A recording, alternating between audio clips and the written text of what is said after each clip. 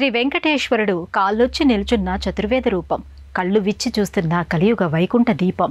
ఆ కొండల కోనేటి రాయుడు, దివి నుండి భువికి దివి భక్తులను తరింపచేస్తున్న తిరుమల నిత్య నివాసి. ఆ శ్రీనివాసుడిని తమ కళ్ల ముందే ఇళ్ల ముందే ప్రతిష్ఠించుకొని అర్చించుకుంటున్న క్రమంలో రూపుదిద్దుకున్నటువంటి సుందర సురశిల్ప మందిరమే పశ్చిమ గోదావరి జిల్లా కాళ్ల మండలంలోని కాళ్లకూరులో నెలకొని ఉంది. కాళ్లకూరి వేలుపు శ్రీ వెంకటేశ్వర స్వామి వారి దివ్యాలయ విశేషాలని ఇప్పుడు తెలుసుకుందాం.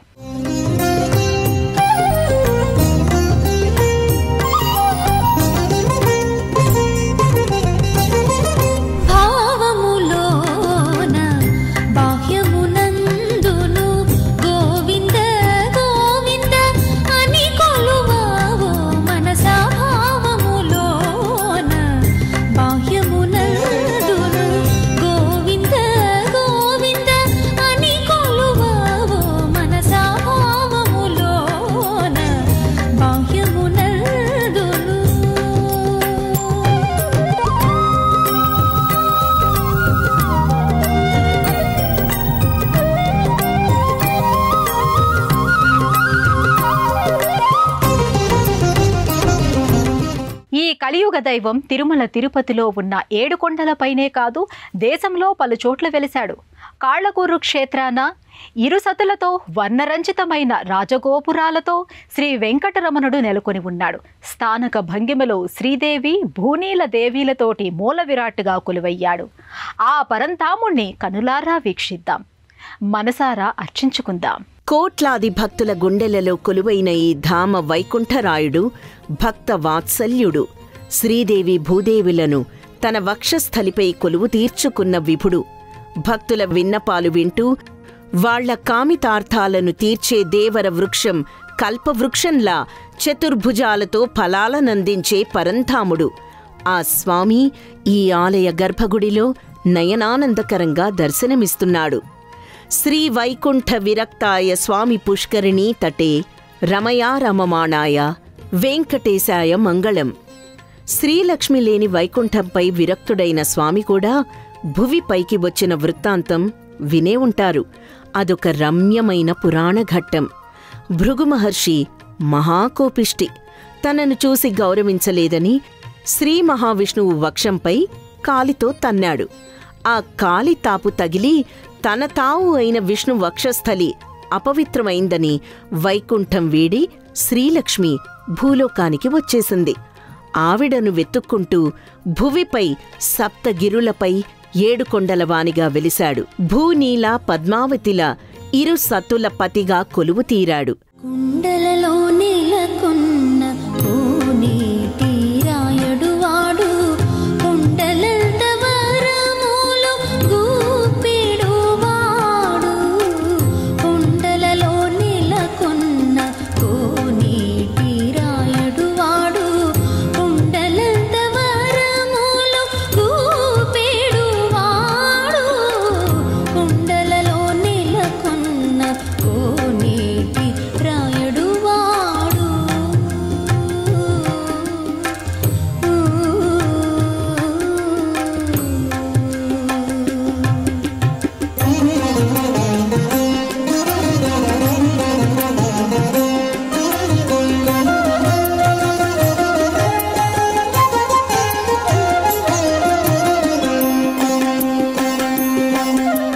కలియుగ వాసుల కోర్కెలు ఈడేర్చే ఆ కోనేటి రాయుడు తిరుమల గిరులపైనే కాక భరత భూమిలో పలుచోట్ల కొలువయ్యాడు.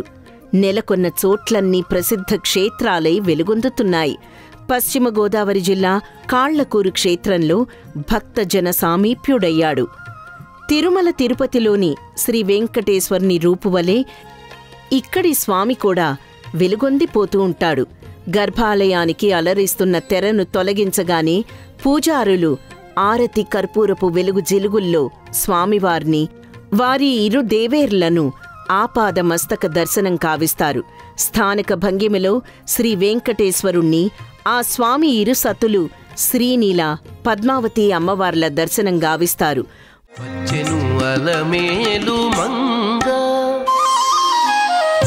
వచ్చెను అలమేలు మంగా ఈ కడియాల పణతి చలంగా వచ్చెను అలమేలు మంగా ఈ పచ్చల కడియాల పణతి చలంగా వచ్చెను అలమేలు మంగా ఈ పచ్చల కడియాల పణతి చలంగా.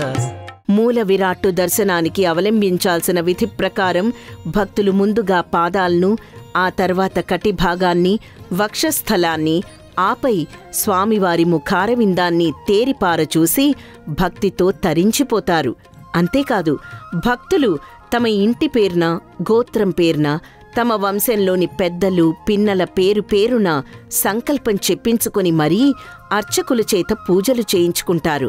ఆ పూజల అనంతరం పూజార్ల శఠకోపాల ఆశీర్వచనాలందుకుంటారు.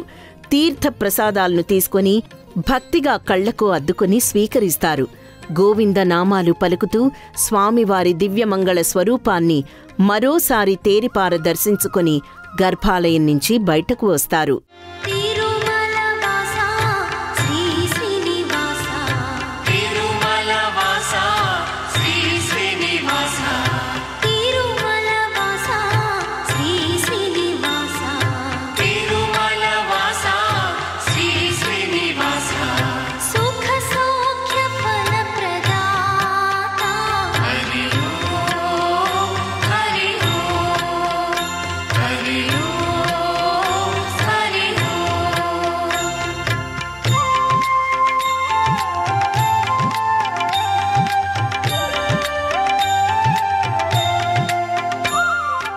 ఏ ఆలయానికైనా అది పురాతనమైనది అయితే తప్పనిసరిగా పురాణ ప్రస్తావనలతో పౌరాణిక చరిత్ర ఉండి ఉంటుంది.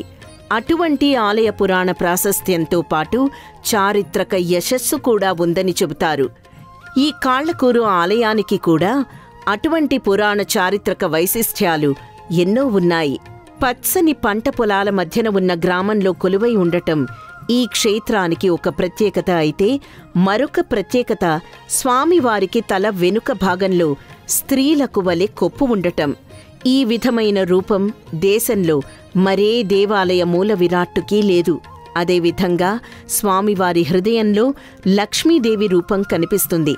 స్వామివారికి కుడి ఎడమల్లో పద్మావతి, ఆండాళ్లమ్మవార్లు దర్శనమిస్తారు. ఈ ఆలయ ప్రాంగణం రంగురంగుల పూలతో, పచ్చని మొక్కలతో శోభిల్లుతూ ఉంటుంది. ఈ కాళ్లకూరు వెంకటేశ్వర ఆలయం 4.5 శతాబ్దాల చరిత్ర కలిగి ఉంది. ఎందరో రాజులు, సామంతులు, దండనాథులు, భూస్వాములు ఈ స్వామిని సేవించుకుని భూరి విరాళాలు సమర్పించుకుని తరించారు. ఇంతటి విఖ్యాతి ఉన్న ఈ ఆలయం మన రాష్ట్రంలోని అతి ప్రాచీనమైన వెంకటేశ్వర ఆలయాల్లో ఒకటిగా విరాజిల్లుతోంది. శ్రీనివాసము నీ హృదయం,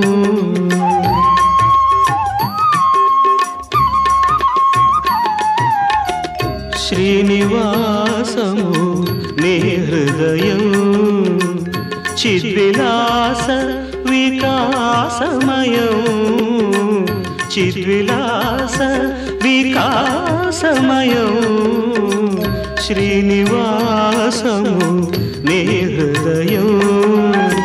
నిన్ను తలచినచో ప్రతి ఉదయం, నిన్ను తలచినచో ప్రతి ఉదయం, పుడమి జనులకు అభయం అభయం, పుడమి జనులకు అభయం అభయం, శ్రీనివాసము నీ హృదయం.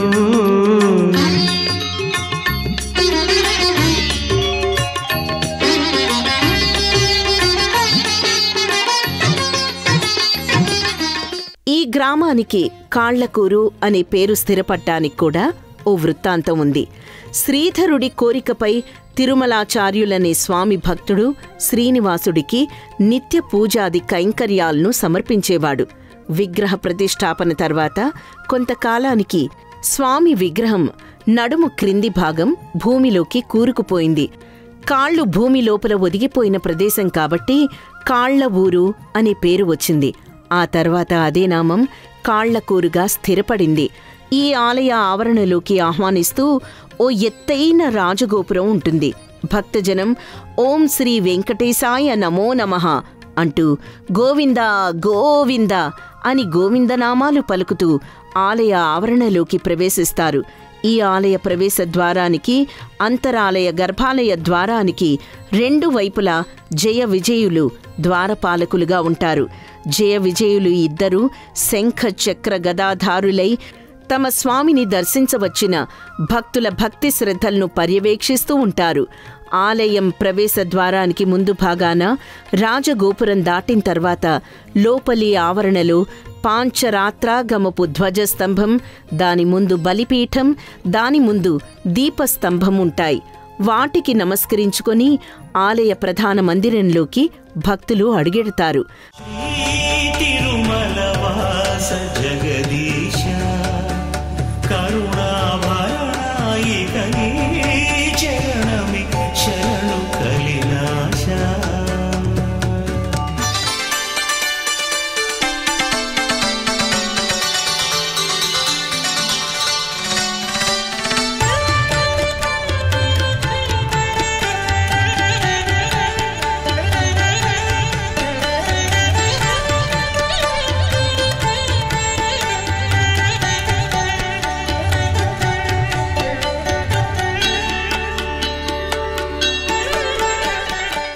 కాళ్ళకూరు వెంకటేశ్వరుని సన్నిధి భక్తుల పాలిట పెన్నిది.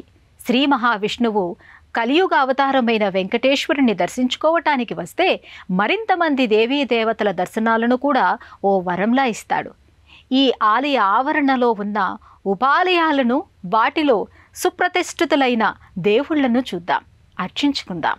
ప్రధాన ఆలయ బయటి ప్రాకారాలన్నీ ఎంతో లతాయుక్తంగా దేవదేవుళ్ల ప్రతిమల చిరు మందిరాలతో అలరారుతూ ఉంటాయి.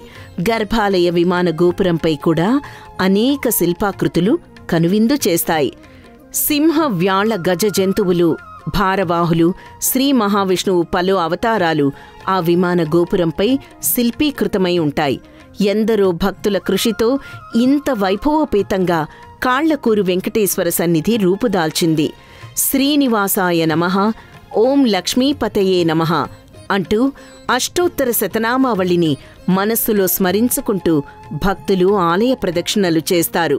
ఈ ఆలయ గర్భాలయంలో ప్రధాన దైవమైన శ్రీ వెంకటేశ్వరుని మూల విరాట్టుని భక్తిగా దర్శించుకున్న భక్తులు ఉపాలయాల దర్శనానికై బయలుదేరతారు. శ్రీనివాసుని గర్భాలయానికి ఇరువైపులా గోదాదేవి, పద్మావతీదేవిల ఉపమందిరాలు ఉంటాయి. ఒక ఉపమందిరంలో గోదాదేవి నిండైన తమిళ ముత్తైదువులా కొలువుతీరి ఉంటుంది. తమిళ సంప్రదాయపు కొప్పు అలంకారంతో గోదాదేవి శిరోజాల అలంకరణ ఎంతో ఆకర్షణీయంగా ఉంటుంది. వెండి మకర తోరణం కింద గోదాదేవి నల్లని శిలామూర్తిగా దర్శనమిస్తూ ఉంటుంది.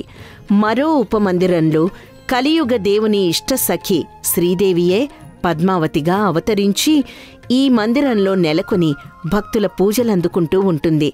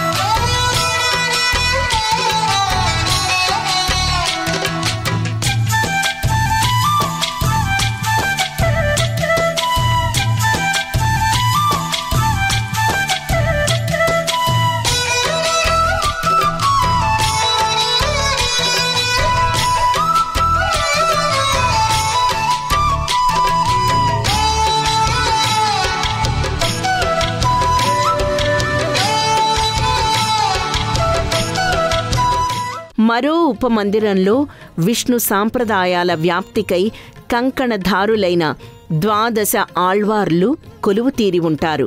తిరునామం అలంకరించుకొని స్వచ్ఛమైన శ్వేతవర్ణ వస్త్రాలను అలంకరించుకున్న ఆ 12 మంది ఆళ్వార్లకు నానావిధ పూజలను గావిస్తారు. వైష్ణవ మత సాంప్రదాయాలను, ఆశయాలను ఒక ఉద్యమంలా వ్యాప్తి చేసిన ప్రచారకులు ఈ 12 మంది ఆళ్వార్లు.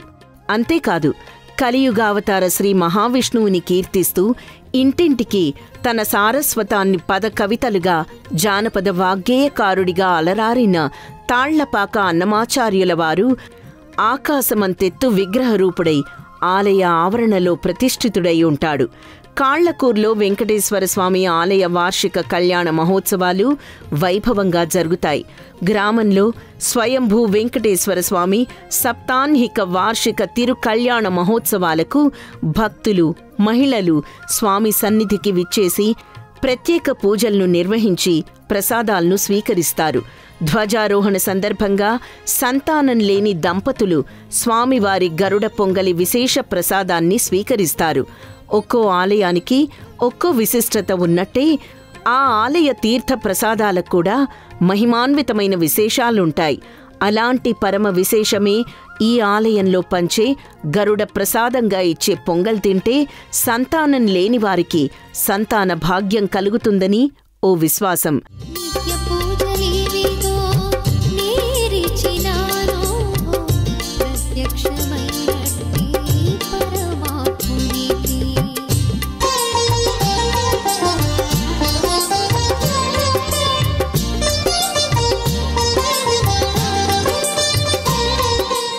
ఎందరికో అభయమిచ్చే బంగారు చెయ్యి తిరుమల శ్రీనివాసుంది. ఆ అమృత హస్తాలు భక్తులను దీవించే వరదహస్తంగా, మరో చెయ్యి తన పాదాలను మొక్కుకోండి అనుగ్రహిస్తానని చెబుతున్నట్టు కటిహస్తంగా అలరారుతున్నాయి. ఇంతటి మహోన్నతమైన కాళ్లకూరు వెంకటేశ్వర ఆలయానికి విజయవాడ నుంచి కంకిపాడు, గుడివాడ, కోరుకొల్లుల మీదుగా ఈ కాళ్లకూరు క్షేత్రానికి చేరుకుంటారు. ఈ ఆలయ దర్శన వేళల విషయానికి వస్తే ఉదయం 6 గంటల నుండి శ్రీవారికి పూజలు, సేవలతో మొదలై మధ్యాహ్నం 12 గంటల వరకు దర్శనాలు కొనసాగుతాయి.